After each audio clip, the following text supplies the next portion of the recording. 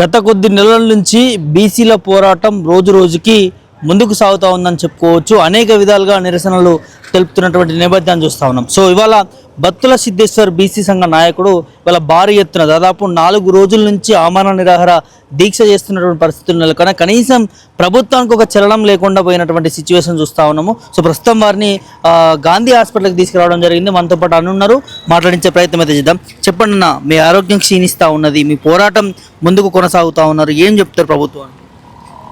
ప్రభుత్వానికి ఇంకా చెప్పేది ఏం లేదు. ప్రభుత్వము అనేది ప్రజల్ని మోసం చేసింది. రేవంత్ రెడ్డి పక్కా చీటర్. అతను ఇంతకాలం 2 సంవత్సరాల నుంచి మేనిఫెస్టోలో పెట్టిండు 42% మేము చట్టబద్ధంగా ఇస్తాము అని రేపు వాడు జీవో వచ్చేంత వరకు కూడా చట్టబద్ధంగానే ఇస్తాము అని చెప్తూ వచ్చిండు. తీరా వచ్చిన తర్వాత జీవో ఇచ్చేసిండు. జీవో వచ్చిన తర్వాత కూడా మేము ఈ జీవో వాపస్ తీసుకోవాలి అని చెప్పినాం. ఆ జీవో వాపస్ తీసుకోలే, 46 జీవో.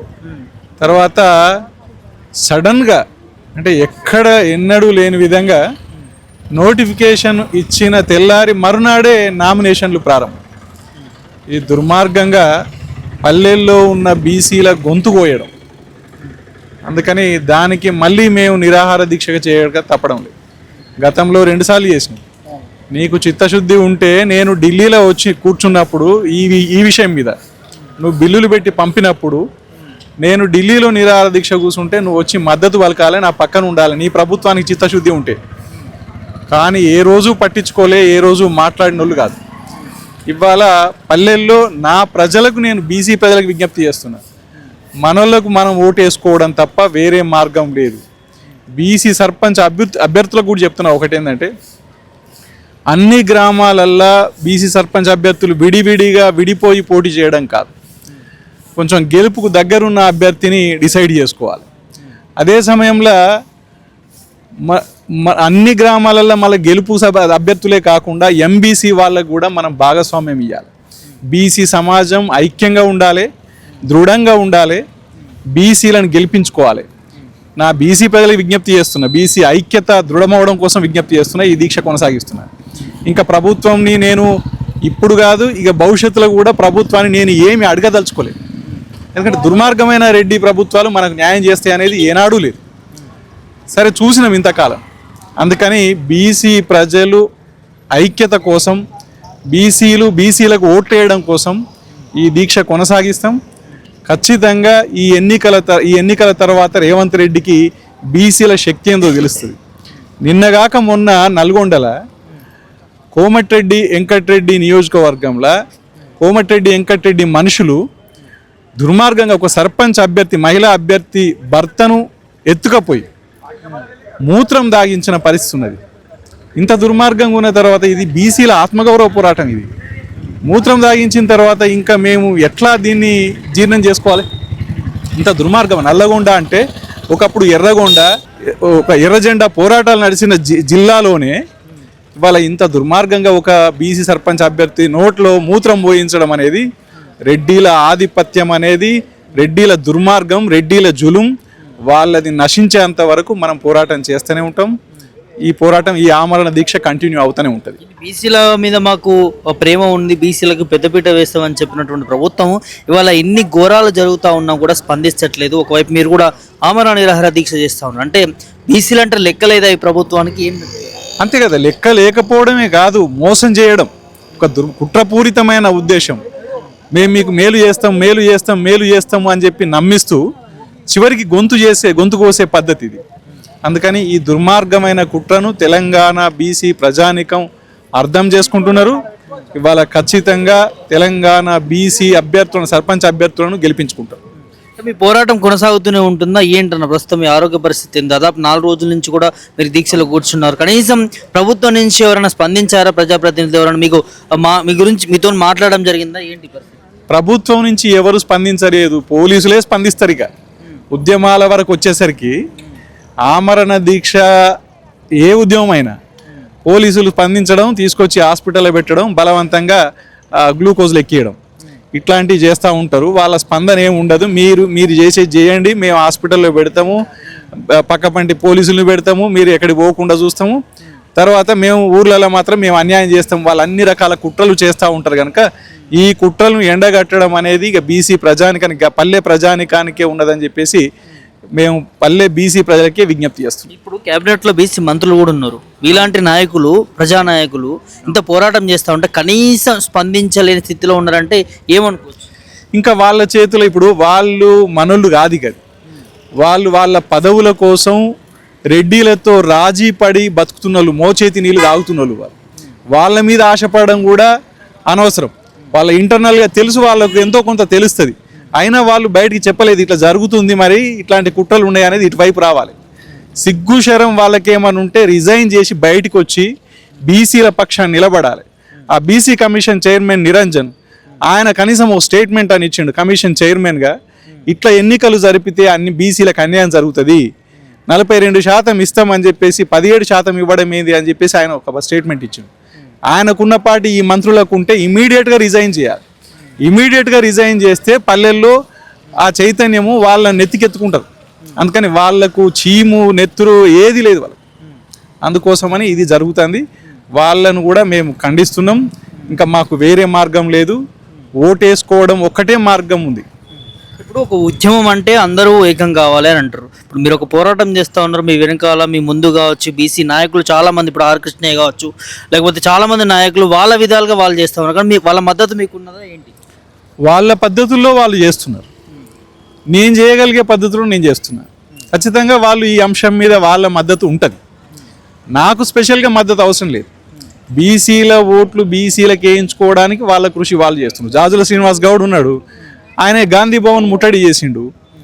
ఈయన ఆర్ కృష్ణన్న అనేక కార్యక్రమాలు 4 రోజులుగా చేస్తున్నాడు. అయితే ఒకటి పల్లెలకు పోవాల్సింది, నేను ఈ ఆమరణ దీక్ష ప్రోగ్రాం లేకుంటే నేను కూడా పల్లెలకు పోయేది. ఇప్పుడు ఢిల్లీకి అవసరం లేదు, యుద్ధం ఇక్కడ పల్లెలో నడుస్తున్నది.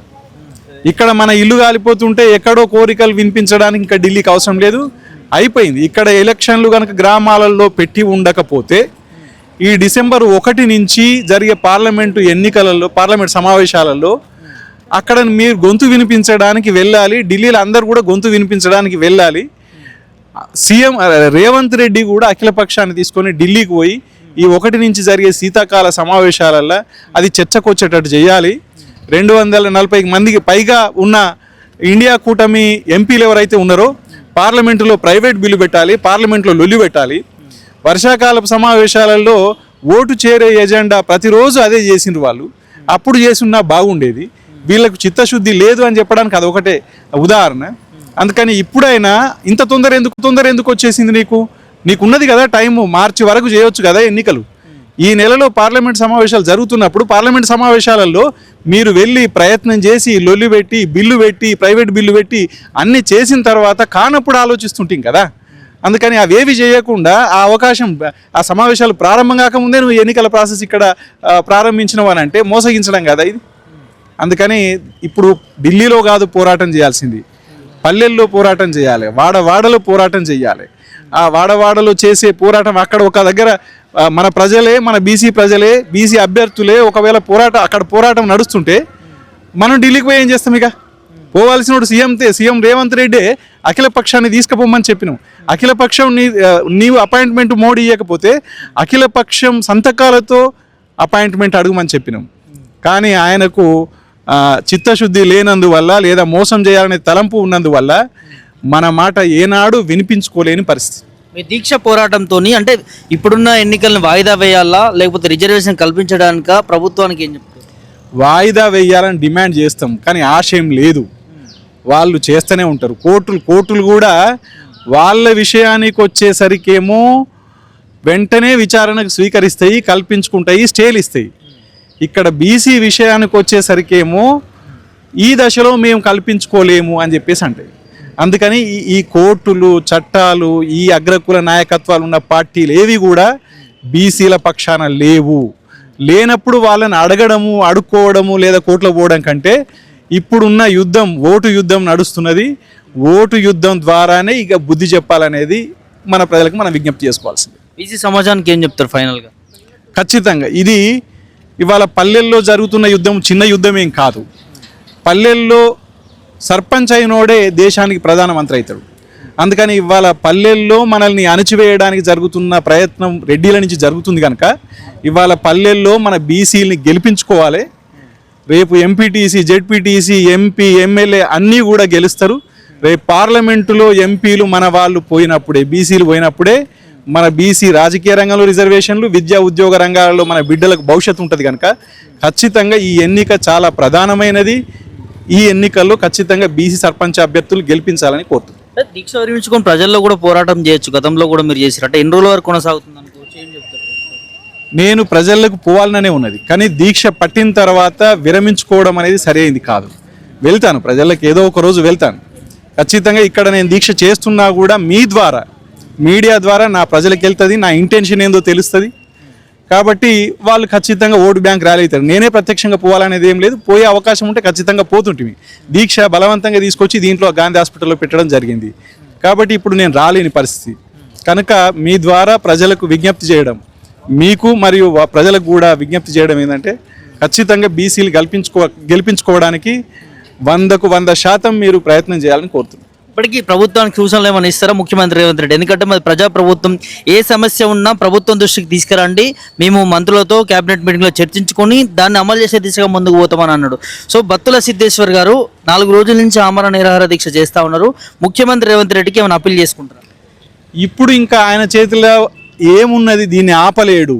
ఆయనకు అప్పీల్ చేసే పరిస్థితి కూడా లేదు.